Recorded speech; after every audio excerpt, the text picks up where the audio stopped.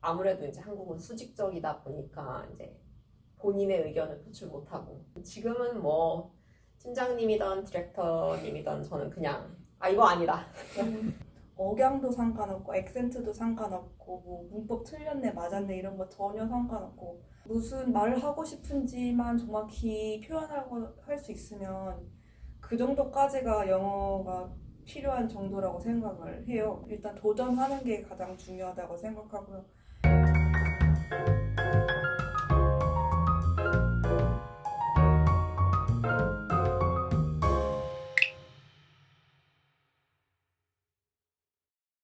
안녕하세요. 저는 전주연이라고 하고요.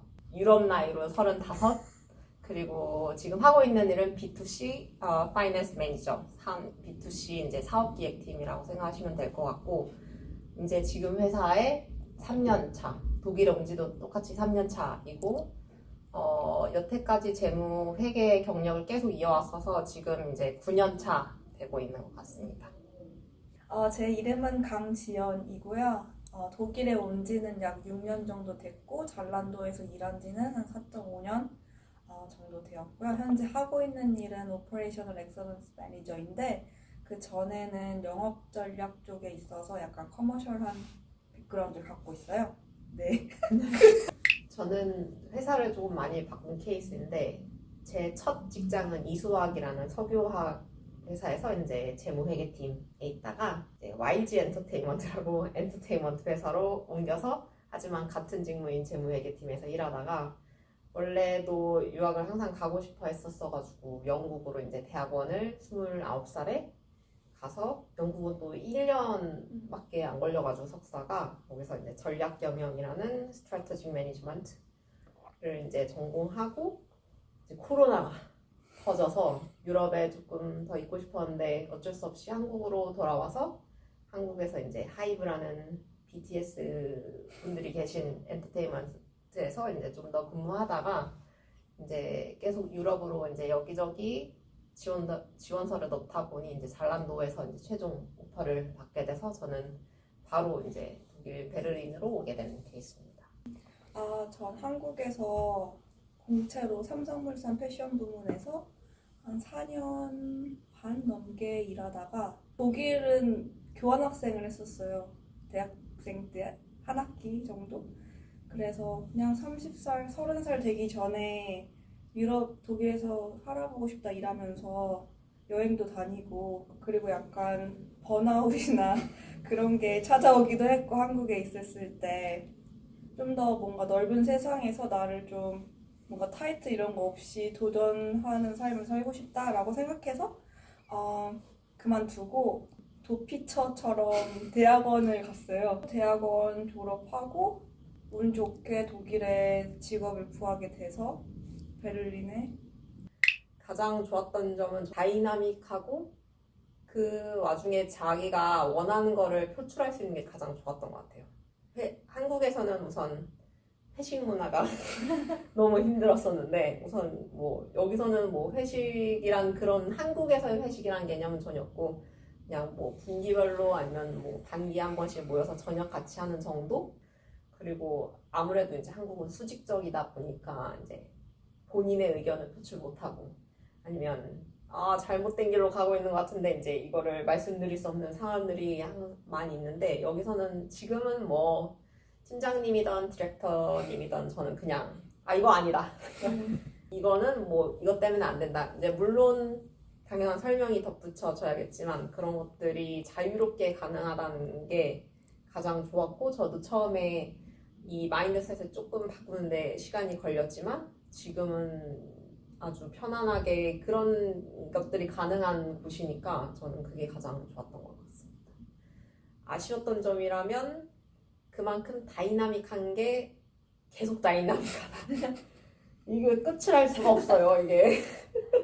그래서 지금 이번에 또 저희 팀이 또 바뀌었는데, 그만큼 이제 업무적으로도 바뀔 케이스가 많고, 팀장이 바뀔 케이스도 많고, 팀 조직 전체가 또 바뀔 케이스도 많아서, 이 적응을 좀 힘들어 하시는 케이스라면 힘든 점이 아무래도 있겠지만, 이게 또 어떻게 보면 본인의 내 기회를 넓힐 수 있는 음. 기회거든요. 이제 한국처럼 뭐 4년 채웠다고 해서 대리되고 과장되고 이런 게 아니라 정말 자기가 뭔가 퍼포먼스 보여주면 정말 바로 그 다음에 승진할 수 있는 케이스가 종종 있기 때문에 이런 것들을 잘 활용한다면 단점이 장점이 될 수도 있는 기회가 되지 않을까 생각합니다. 배웠던 점은 독일, 유럽에서 첫 직장이기 때문에 그 한국인의 마인드셋과 여기서 일하는 거에 마인드셋을 바꾸는 게 가장 힘들었는데 그거를 옆에서 같은 동료들과 선배들이랑 같이 일을 하면서 되게 많이 배웠었고요. 테크니컬한 쪽으로 내가 필요한 하드 스킬이라던가 이런 것도 많이 배울 수 있었고 누가 가르쳐줘서 배운다기보단 일을 하면서 잘하는 사람을 볼 거 아니에요. 그럼 이 사람이 이렇게 하는데 되게 좋은 방법이다. 나도 나중에 저렇게 해봐야지 해서 스스로 약간 체득하는 그런 식의 배움이 많았던 것 같고 주어진 일만 하는 게 아니라 내가 뭔가 문제점이나 좋은 아이디어가 있을 때 진짜 작은 미팅이라도 내 의견을 말하고 이거를 내가 스스로 이니시에이트 할 수 있는 그런 거를 되게 좋게 보더라고요. 근데 사실 한국에 있었을 때는 대기업이기도 하고 수직적인 문화였잖아요. 그래서 그런 기회 같은 게 많이 없었고 그렇게 하는 사람들을 보면은 약간 잘한다고 생각하는 사람 하기보다는 약간 왜 그렇지? 약간 이런 식으로 생각하는 경향이 아무래도 있었는데 그런 분위기가 완전 다르다 보니까 저도 거기에 따라서 바뀌게 되더라고요. 특히 레벨이 올라갈수록 그런 걸 더 많이 요구하니까 처음엔 그게 힘들었고 처음에 받았던 피드백도 너는 너의 의견을 많이 말을 해야 된다. 아무리 사소한 의견이어도 너의 의견이 무척 중요하기 때문에 그런 걸 말해야 된다고 했을 때 처음엔 되게 힘들었는데 지금은 맞던 틀리던 내 의견은 내 의견일 뿐. 아쉬웠던 점은 약간 변화가 자주 있기 때문에 그 변화의 흐름을 잘 맞춰서 오픈 마인드로 잘 흐름을 따라가야 한다는 것. 그것도 좋은 배움이라고 하면 배움일 수도 있지만 처음엔 약간 뭔가 불안감 같은 게 있었어요.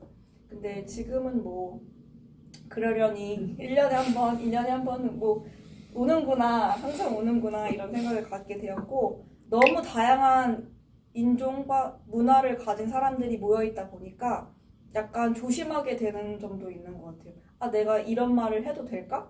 이런 게 왜냐면은 내가 이런 말을 들었을 땐 아무렇지도 않지만 다른 문화나 다른 종교에서는 다르게 해석할 수가 있잖아요. 그런 거에 있어서 조금 다시 한번 생각하게 되는 그런 게 있어서 배움이라고 하면 배움일 수도 있을 것 같아요. 아무래도 일을 한다는 것 자체에 있어서 처음에는 되게 조심스럽기도 하고 걱정도 많았었는데 영국에서 대학원을 지냈음에도 불구하고 그때는 학생이었으니까 그때는 제가 돈을 내면서 다니는 입장이었으니까 괜찮았었는데 거기서 이제 돈을 받으면서 일하는 입장이니까 처음에는 되게 걱정이 많았어요. 이거를 잘할 수 있겠지. 그래서 영어 공부도 다시 이제 새롭게 계속 시작하고 했는데 점차 일하면서 결국에 쓰는 언어는 동일하고 이 인사이트가 진짜 있는지 없는지에 따라서 사람의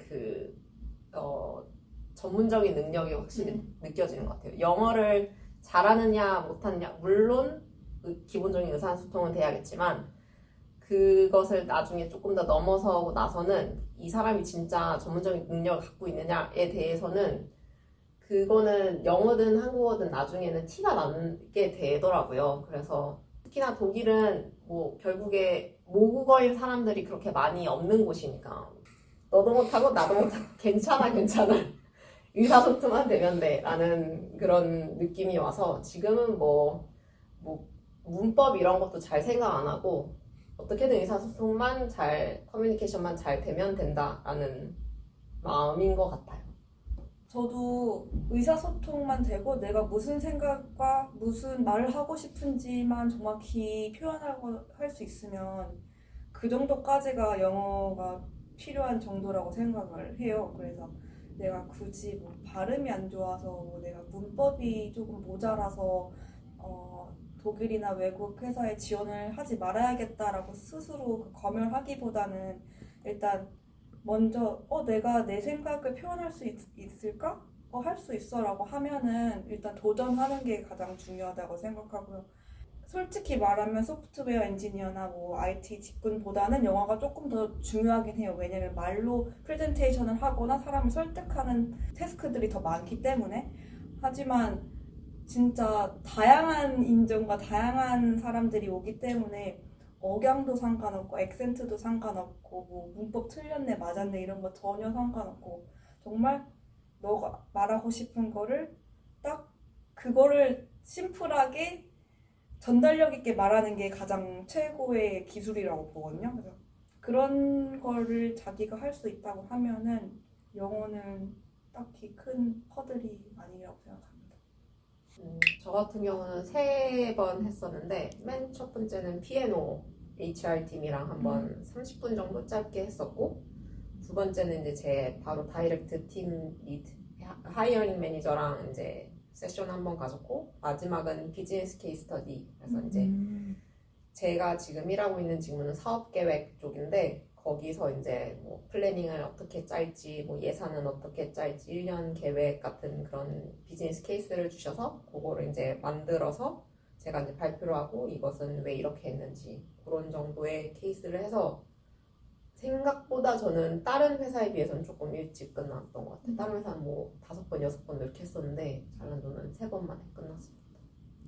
저는 한국에서 영업전략 팀에 있어서 거기서 일을 했던 경험을 살려서 전란도에도 영업전략 세일즈 스트래티지 매니저로 입사한 케이스인데 제가 입사했을 때는 그때 코로나 시기여서 다 온라인으로 면접을 했어요. 그래서 지금 기억나는 건 1차로 일의 팀장 하이어링 매니저랑 면접을 하고 그 다음에 2차에서 한 4분이랑 면접을 했던 것 같아요. 그러니까 한 분씩 따로따로.